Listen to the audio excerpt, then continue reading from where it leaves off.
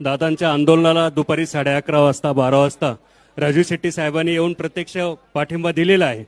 मी थोडासा उशीर झाल्यामुळे जरा साहेबांचा आणि माझा टाइम चुकला, परंतु इथं जे शब्द लिहिलाय की अन्नदात्यासाठी अन्नत्याग, खरं म्हणजे देशामध्ये हा कृषीप्रधान देश आहे आणि ज्या कृषीप्रधान देशामध्ये शेतकऱ्यासाठी अन्नत्याग करावा लागतो हे खरं अर्थानं दुर्दैव आहे।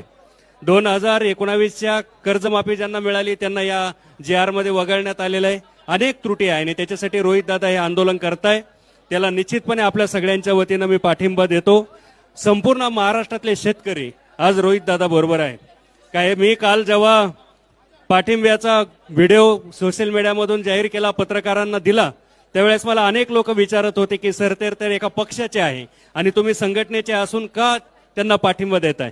मित्रांनो, महाराष्ट्रामधला शेतकरी काबाड कष्ट करत असतो, शेतामध्ये राबत असतो। जेव्हा स्वतःवरती अन्याय अत्याचार होतो तेव्हा सगळ्या शेतकऱ्यांना आंदोलन करणं शक्य नाही।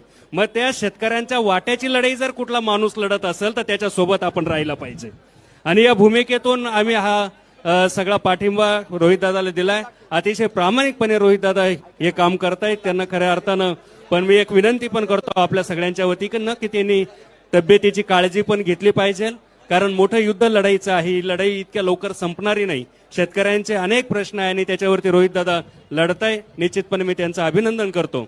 जाता जाता फक्त आपल्याला काही कवितेच्या 5-6 ओळी सांगतो।